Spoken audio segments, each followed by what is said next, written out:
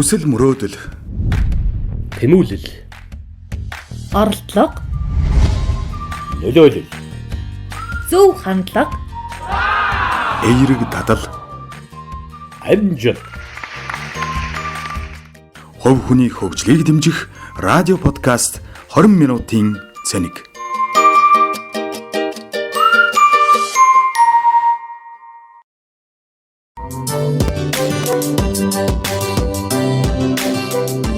Сонсогчдоо бүхнийг 20 минутын цэник нэвтрүүлэгт явуулж байна. Монголын радиогийн хүүхэд залуучуудын редакцаас эрхлэн бэлтгэж байгаа 20 минутын цэник нэвтрүүлэг сар болгон өөр агуулгаар цэник өгөөд явдгийг байнгын сонсогчд маань хэдийн мэддэг болсон. За мөн Монголын радиогийн шууд эфирээс хүлээн авч сонсохоос гадна цахим орчинд Монголын радио хуудаснаас за мөн 20 минутын цэник радио подкаст гэсэн хуудсанд байршиж байгаа хэлбэрээр нь бас хүлээн авч сонсоод өөртөө цэник өгч байгаа болов тухайн сар болгоны цэник өөр агуулгаар та бүхэнд хүрч байгаа учраас тэр цэник болгон тодорхой хэмжээгээр таны өдөр тутмын ажил амьдралд тус нэмэр олж ирч хүч нэмж байгаа болов гэж бодож байна. Өнөөдрийн хувьд бол 11-р сарын сүүлийн дугаар саяхан л хувь хүний хөгжилд тань цэник өгнө гэд эхэлж исэн бол хэдийн бид 4 дугаараа сонсоод өнөөдөр сүүлийн дугаараар та нартайгаа уулзж байна. Тэгээд хувь хүний хөгжилд тань цэник өгнө гэл эхлэнгүүт яг юуг нь онцлох юм болоо гэж сонсогч хүлээж суусан баг. Тэгвэл бас энэ хугацаанд өмнөх дугааруудаас хөгжсөн хүн гэж хэнийг хэлэх гээд байгаа юм. Таны юу бусдад өөрийг тань илтгэж идэх юм. За тэгээд эр зөрөгтэйгээр альва асуудал шийдвэр гаргах юм уу эсвэл төвийг сахиад авах уу, энэ ямар давуу болон сул талт байгааг ер нь альва асуудлын үр дүнд хараад өөрөөсөө буруу зөвийг ирж хаах уу, бусдад бурууг оноогоод үлдээх үү гэд ер нь таны хувьд хөгжсөн хүн байхын тулд ямар давуу болон сул талууд байгааг сануулсан. За тэгвэл өнөөдрийн сүүлийн 5 дахь дугаараараа хөгжилд таны оруулах хувь нэмэр юу байх юм бэ? Өнөөдрийн сэдвээ танилцуулангууд бас л яг их өргөн үрээтэй хүлээж авч ойлгож олон талаас нь харж нэрээ тийм шүү гэж бодож эргцүүлэх ийм л сэдвийн хүрээнд өнөөдрийн мэдээлэл лектор тонглого маань өгнө. Та бүхэндээ шинэ дугаарын мэндийг хүргэе. Дугаараас дугаарын хооронд нэвтрүүлгийг бэлдэж байгаа баг болон лектор миний бийж гэсэндээ бодож тунгаах эргцүүлэх юм ихтэй. Манай сонсогчид урд өмнө нь ямар мэдээлэлтэй байгаа вүлээ? Одоо юуг хэрэгжүүлчих гэсэн байгаа вүлээ? За юунд бас гарц гаргалгаа хайж байгаа болоо гэж бодож бэлтгэж байна. Яагаад гэвэл манай нэвтрүүлэг жил гарan болчихсон учраас өргөн хүрээнээс өөрсдийнхөө одоо сонгож харах, өөрийнхөө нөлөөлж чадах хүрээллийг зөв сонгож за түүндээ зориулсан өөртөө болон өөрийнхөө амьдарч буй орчин нөхцөл хүрээлэн буй орчны хүмүүстэй, анд нөхдөдөө, гэр бүлтэй, байгууллага хамт олондоо за дээрэс нь нийгмийн хүрээнд хүртэл өөрийнхөө хөгжлөөр дамжуулан ямар хувь нэмрийг оруулж болох вэ гэдэг талаар бол өмнөх дугааруудад хүндэн тавьсан. Энэ удаагийн дугаар болон сарын маань сэдвийн хүрээнд ч гэсэн хувь хүний хөгжил талаасаа байгаа учраас бидний нөлөөлж чадах зүйл бол бидний бодол санаа, бидний үйлдэл, бидний амьдралын хэвшил учраас мэдээж эхлээд хамгийн түрүүлээд өөрийнхөө дараагийн төвшөнд бол зарим талаараа нөлөөлөхгүй ч гэсэндээ өөрийнхөө өдөр тутмын амьдралын нэг хэсгээрээ бас нөлөөлдөг хүмүүс бол найз нөхөд болоод ажлын хамт олон бизнесийн хамтрагчид маань байгаа. Тэгэхээр энэ хүрээлэлдээ бид нар хөгжлийн тухай ойлголтуудыг авч үзэх юм. За дээрэс нь энэ Монгол орныхоо нэг хүнтэй хөрөнгө болох хөгжсөн хүний нөөц болж бид нар улс орныхоо хөгжилч гэсэндээ хувь нэмэр оруулж байгаа нь бол гарцаагүй юм. Тэгээд нэг талаараа өргөн хүрээнд авч үзэх юм бол улстай хэрэгтэй хүмүүс болж төлөвшөж байна. Нөгөө талаараа хамгийн бага хүрээлэлд авч үзэх юм бол шууд утгаараа өөрийнхөө амьдралын чанарт болон амьдралынхаа хөгжил өөрчлөлт цэцэглэлтэнд нөлөөлж байгаа. Бүр хамгийн эхлээд бодол санаандаа нөлөөлж болох юм аа. Тэгэхээр ийм хүрээлэлүүд байгаа учраас өмнөх бүх дугаар бол таны хувь хүний хөгжил бидний оруулж байгаа хувь нэмэр. Тэгвэл та өөрийнхөө хувьд ямар хувь нэмрийг оруулж байна вэ? Одоо цаашдаа юун дээр анхаарах вэ? Юугаа сайжруулбал илүү даацтай хөрөнгө оруулалт болох юм бэ гэж. Бизнес ч хүртэл оршин тогтнохын тулд тэр бизнес санааг, тэр инновацийг дэмжсэн хөрөнгө оруулалт байж тэр зүйл бүтээгдэхүүн болж хэрэглэгчийн гар дээр хурж мөн чанараа цаасан дээр бичсэн үр дүн бодит амьдрал дээр биелэлээ олдог шиг та ч гэсэндээ өөрийнхөө бодол санаанд өөрийнхөө өмнө тавьсан зорилгодоо бас зөв хөрөнгө оруулалтыг хий гэдэг зориг эсвэл хийгээд үзэхэд зориулагдсан тэр зардлыг эсвэл цаг хугацааг зориулж байж таны хөгжилд одоо бодитоор хувь нэмэр болох юм а гэдэг санааг хэлнэ. Бид нар бас ерөнхий зүйлийг ярьдаггүй яг амьдрал дээр хэрэгжүүлдэг санаануудыг хэлдэг учраас энэ удаагийн нэвтрүүлгийн хүрээнд бид нар 7 зүйлийг харах юм. Ялангуяа хөгжсөн хүн хинбэ гэдэг ойлголтын дээр бид нар бас нийлээдгүй ярьж байсан. Тэгвэл яг бодит хөрөнгө оруулалт болох ямар үйлдэл дадлууд хэвшлүүд байдгийн бэ гэдэг талаар төлхөө ярья гэж бодож байна. Энэ хөгжлийн асуудлыг яриад эхлэхээр олон талаас нь өөрөө яаж аль хөгжил өнцгөр харж ийн вэ гэдгийг онцлоод авах нь чухал байгаа юм л да. Өөрийнхөө хөгжилд яаж хувь нэмэр оруулах вэ? Арай жоохон томроод ирвэл гэр бүлийнхаа хөгжилд яаж хувь нэмрээ өгөх вэ? Тэгээд байгууллага хамт олон болоод улс их орондоо хувь нэмрээ өгөх тухай ярьж эхлэх гэдэг юм л да. Тэгэхээр хамгийн ихэнд өөрөөсөө л эхлэх нь зүйтэй байгаа дээ шүү дээ. Ер нь өөрийнхөө бүхэл талын хөгжилдөө юунаас эхэлж хувь нэмэр оруулах вэ? Энэ хөрөнгө оруулалт өөртөө нь ямар чухал байгааг өнөөдөр сануулах гэдэг юм. Би яг энэ чиглэлээр шууд хэрэгжүүлж болох, үйлдэл болгож болох, хэрэгжүүлж эхлээд боддоор таны бүтээмжинд болон амьдрах арга барил, хэв маягт, ялангуяа таны өөрийн чинь амьдралын чанарт ч юм уу амьдран байгаа энэ нөхцөл байдалд чинь мэдгэдэггүй өөрчлөлт оруулж чадна гэж би хэлэх гээд байгаа. Яагаад гэвэл энийг хүн хийх эсвэл хийхгүй байх хоёр сонголтыг алийг сонгосноос шалтгаалаад мэдгэдэггүйц бас үр дүн гардаг шүү дээ. Одоо нэг 10 жилийн дараа өмнөх зүйлээ бодохдоо тэр үед би энийг шийдэх минь чи авдаа. Тэр үед би энийг хийж эхлэх минь чи авдаа гэж. За эсвэл нөгөө талаасаа хувь хүнийг олон хөгжлийн сургалтууд, коуч, менторинг хөтөлбөрүүд өөрсдөө 10 жилийн дараах, эсвэл 5 жилийн дараах, эсвэл 80 жилийн дараах өөрийгөө төсөөлөд үзээрэй. Нөгөө талаараа нэвтрүүлгийнхаа нэртэй уялдуулаад харах юм бол одоо таны бодолтод хийж байгаа хөрөнгө оруулалт чинь ирээдүйд таны одоо амьдралын чанартай бүтээгдэхүүн бий болгох үйлдвэрийн хөрөнгө оруулалт юм аа л гэж хэлэх гээд байна шүү дээ. Тэгэхээр бид нар заавал нөгөө нэг бизнес, ажил, үйлдвэрлэл эсвэл шинэ санаа, бүтээгдэхүүн, инновацийн тухай ойлголтын дээр хувь нэмэр хөрөнгө оруулалт гэдэг зүйлийг ярьдаггүй. Тэгэхээр бид нар өөрсдөө ямар нэгэн үйлдэлүүдийг хийснээр өөртөө ирээдүйд гарах үр ашиг ихтэй хувь нэмэр оруулж байна вэ гэдгээ мэддэггүй. Тэгэхээр хөрөнгө оруулалт гэдэг зүйл бизнесийн талбарт шууд үр ашигаар хэмжигддэг юм байдаг бол бидний хувийн бодолд амьдралын хэв маягт оруулах хувь нэмэр гэдэг зүйл бол бодит хийх үйлдэлүүд л юм гэж хэлэх гээд байгаа. Таны хийдэг байж магадгүй юм. Гэхдээ хийдэггүй бол нэмж заавал хийж туршиж үзэж бодит үр дүнгийн мэдрээрээ гэдэг уриалгын дор сануулъя. Нэгдүгээрт нь бол бодолтоо хийх эерэг өөрчлөлт. Ямар нэгэн зүйлийг эерэгч бай, сурагч бай, бодолтоо бүдэрч явах нь бол бидний амьдралд хэрэгцээгүй зүйл байна. Гол зүйл дээр төвлөрөө гэдэг нэг хэсэг байна. Зарим нь болохоор тэр гол зүйл дээр төвлөрж байгаа юм ч гэсэндээ магадгүй сөрөг байвал яах юм. Магадгүй одоо нийгэмд маш муу үр дагавартай зүйл дээр асар их хэмжээгээр төвлөрөөд тэр нь хүн төрөлхтний түүхэнд хар өрөөлдөөсөн олон технологи шинжилгээ ухааны дэвшлүүд байна шүү дээ. Яг түүнтэй адилхан зүйл болж хувируул яах юм бэ гэдэг. Тийм учраас ерөөсөө эерэг үр дагавартай цаг хугацаа болон бусад нөөцүүдийг хэмнсэн. За тэгээд танд сэтгэл хангалуун үлдэх, мөн тантай харилцаж байгаа эсвэл таны хүрээлэн буй орчинд байгаа хүмүүст бас сайхан сэтгэл хангалуун үлдэх тийм одоо мэдрэмжийг төрүүлэх хандлагын өөрчлөлт буюу бодол санааны өөрчлөлт хийцгээе гэж уриалж байгаа юм. Тэгэхээр бид нар бүтэн жил гарны турш дандаа л уриалах маягтай явж байсан боловч дандаа танд сонголтыг үлдээж байгаа бол энэ удаагийн дугаар маань чүт жоохон ялгаатай. Юу гэхээр ерөөсөө хийж эхлэхийг л уриалах зүйл байгаа юм. Тэр бодол санаандаа эерэг шийдвэр гаргах бодит үйлдэлүүдийг хийцгээе. Энэ зүйлийг хийхэд бол бид нар хамгийн түрүүлээд яах вэ гэхээр тухайн нөхцөл байдалд байгаа дандаа сайн талуудыг олж хар. Хамгийн бүтлгүй болсон нөхцөл байдалд ч хамгийн их сургамж дагуулсан сөрөг нөхцөл байдалд ч гэсэндээ нөгөө талаас нь харж үзвэл тэнд эерэг юм байж л гэдэг тухай бид нар бас хорвоог харахнуудын шилээ өөрчил гэдэг дугаараар хандлагын тухай ойлголтууд дээр олон дурдж ирсэн. Тэгвэл яг одоо нэвтрүүлгээс сонсож байгаа сонсогчид маань таны үзэн яддаг болоод таны хамгийн дургүй нөхцөл байдал, таны хамгийн хэцүү байдалд орж исэн нөхцөл байдлуудыг жагсаан бичээрэй. Хүний зан төрх эсвэл өөрөө өөртөө ч гэсэн таалагддаггүй маш олон зан төрхүүдтэй шүү дээ бид нар ч. Тэр бүх зүйлүүдээ жагсаан бичээрэй. Түүний яг арталт нь төр шинж чанараа дарж байгаа. Тэрний давуу талыг. Жишээлбэл маш олон удаа амсандаа хүрээгүй хүнд та туйлын дургу байлаа гэхэд тэр хүн магадгүй маш их завгүй эсвэл маш олон төлөвлөсөн ажилтай байж болох давуу талтай байгаа. Тэгэхээр маш завгүй хүн тэгсэн мөртлөө амлсан зүйлдээ хүрэхгүй байна гэдэг чинь тэр хүн сайжруулах ёстой юм л анзаарэгдэж байгаа болохоос тэр хүн болохоо байсан мууцсан шин чанар биш байгаа. Тэгэхээр тэр хүний төлөвлөгөөг сайжруулахад туслах таны дараагийн магадгүй хоёулаа сэтгэл хангалуун байх хөлбөр байж болох юм шүү дээ. Яг үүнтэй адилхан бид нар анзаарангүй хэрнээ жаахан нэг 3 хормыг л тунгаан бодоод үзэхэд тэнд ямар нэгэн сайн тал байж л таараа бүр маш олон ч давуу талтай хүний шинж байж хуурдаг шүү дээ. Эсвэл худалч хүнийг бид нар туйлын их төсөөлөн бодох сэтгэл зүй маш өндөртэй хүн гэж үздэг.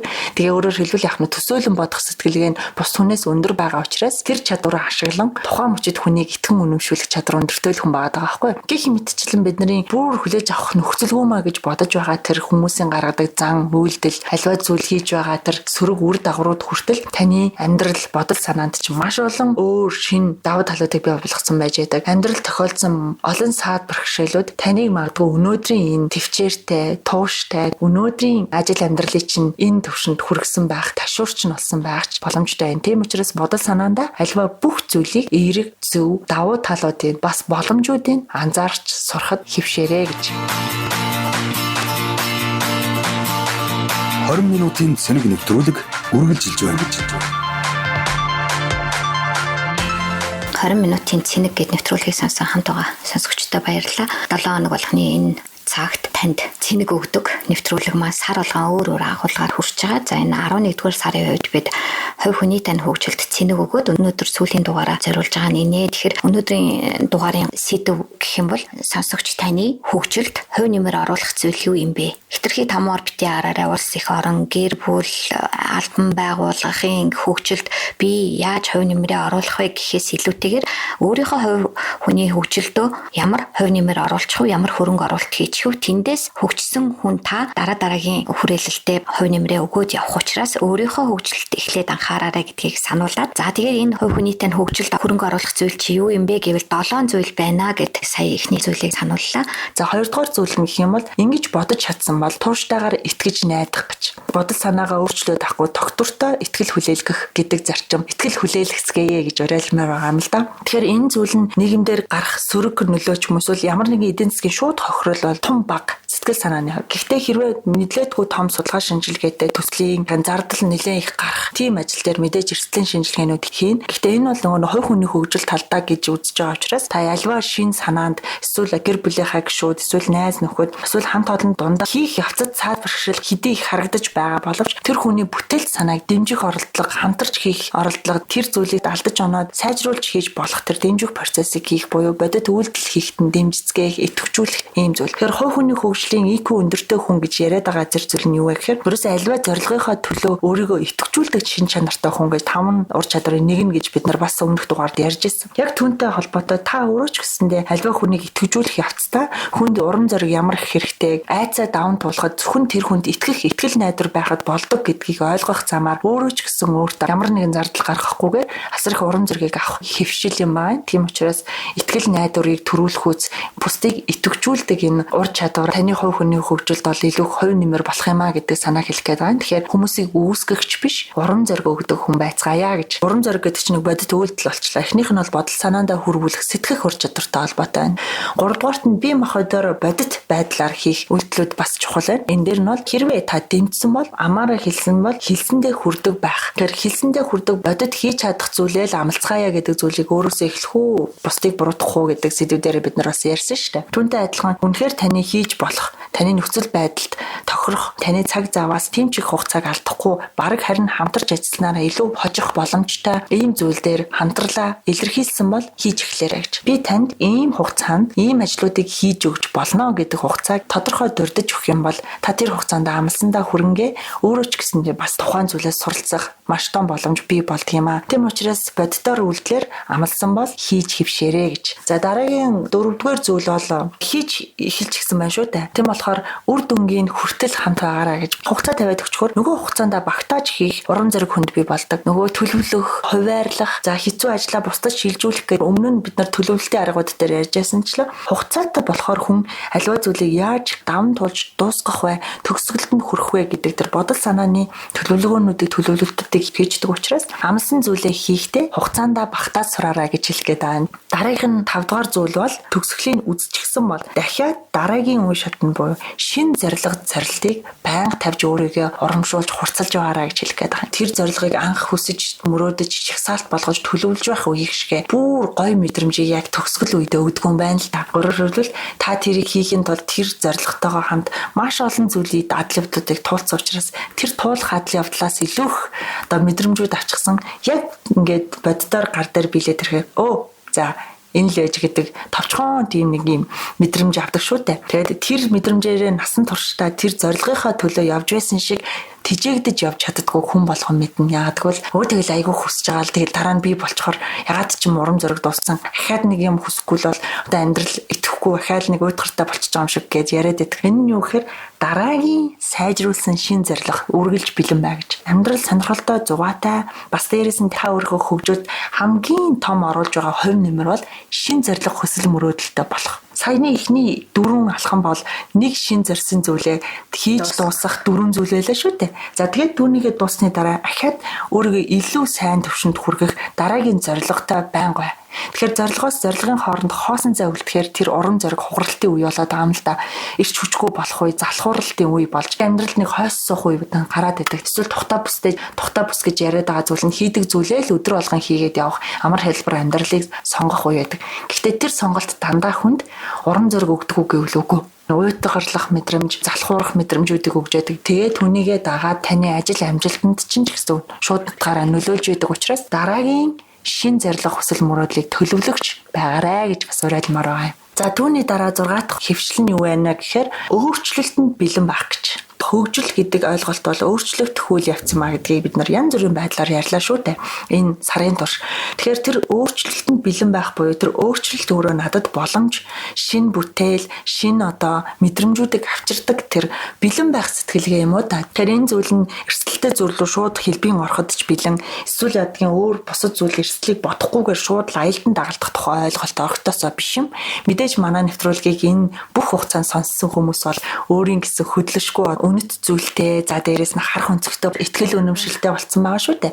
Тэм учраас хөгжих тусмаа таны энэ итгэл үнэмшил батчин бэхждэг учраас одоо таны тэр сонголтууд ямар цензуртай хандах вэ гэдэг чинь ойлгомжтой байгаа юм. Гэхдээ ахаад санаа бол магадгүй энэ дугаараас эхлэн манай нэвтрүүлэгтэй хамт байж сонсож байгаа хүмүүст хэлэхэд таач гэсэн оройтойгоо өөртөө тавьсан зорилгоудаа илүү төгөлдржүүлэх санаанууд тийм төрлийн өөрчлөлтөнд бэлэн байгаарай гэж уриалмаар байгаа. Бид нар нийгмийг, олон нийтийг тэр дундаа эерэг бүтээмжтэйгээр Монгол улсынхаа хөгжилд хувь нэмрээ оруулдаг үн цэнтэй хүний нөөцөд хүмүүс байгаасаа гэж нэвтрүүлгийн бүх дугаараа нэлээд цензуртэйгээр бэлддэг шиг энэ дугаар ч гэсэн таны энэ хөгжлийн үе шатанд өөрчлөлтөнд бас нэгэн хувь нэмэр болох дугаар болох юм. Тэм учраас та өөрийнхөө хөгжилд тодорхой хувь нэмэр оруулах нэг зүйл бол альва зүйлд бэлэн байх. Ямарт нь биш. Яаж өөрчлөгдөх юм? Эндээс бид ямар үн цэнтэй өөрчлөлтүүдийг бий болгох юм бэ гэдэг сэтгэлгээ үргэлж бэлэн байх тухай ойлголт юм шүү. Одоо ингээд эхнээс нь харахад альва зүйлийг сайжруулах процесс тэр чигтэй. Дараагийнх нь ахаа шинээр эхлэх процесс. Дараагийнх нь болохоор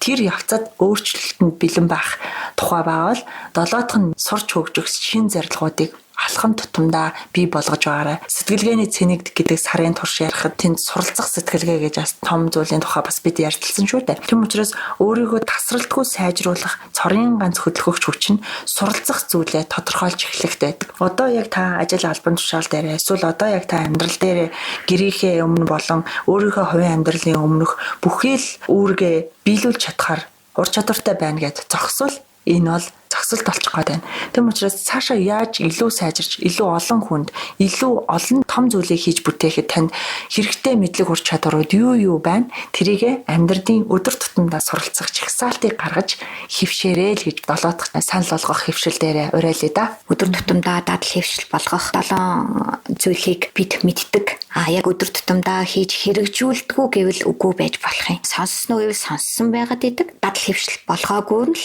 гол байгаад байна. Тэгэхээр энэ 7 зүйлийг өөрийн өдөр тутмын амьдралдаа дадал хөвшил болгоод ирсэн цагт хөгжсөн хүн байхад тань өөрийнхөө хувь хүний хөгжилдөө хөрөнгө оруулчлаа л гэж өөртөө итгэлтэйгээр бодож дараагийн ажил албаа төлөвлөд явах боломжтой болоод ирж байна тийм ээ. Та өөрийнхөө хөгжлийг хоримтлуулаарай. Хоримтлуулахын тулд өдөр болгон эдгээр 7 зүйлийг маш хэлбархнаар өөрийнхөөрөө хэрэгжүүлж болох зүйл юм. Амьдралаас асар хоол зүйл биш. Бас шинэ мэдлэг биш хэрнээ. Бидэнд яагаад сонсох болгоно өө нэрээ тинштэй гэж бодогдох бодол үүсээд байгаа юм гэхээр бид сонсоод орхидог таагаад байна. Харин хөвшүүлч гисэн хүмүүст энд өшөө өөр сони юм юу байна? Өөр яаж болох уу гэдэг шин санаанууд орж ирдэг. Тийм учраас яаж харж байна? Яаж хэрэгжүүлж байна? Яаж үр дүнгийг харж байна? Дээрэс нь ахаад илүү тосралтгүй яаж өөрийгөө сайжруулж байна гэдэг бол бидний өөрийнхөө хөгжилд одоо оруулж байгаа хамгийн том хувь нэмэр гэдгийг л энэ дугаар дээр багцлан хүргэхийг зорилоо. Сонсогчдоо амжилт хүсээд өнөөдрийн дугаараа өндөрлөж байна. Тэгээд эх 7 хоногт бид шинэхэн цэнэгтэй уулзгаална. 12 дугаар сарын цэнэг чухам юу байхыг хамт байж сонсоорой.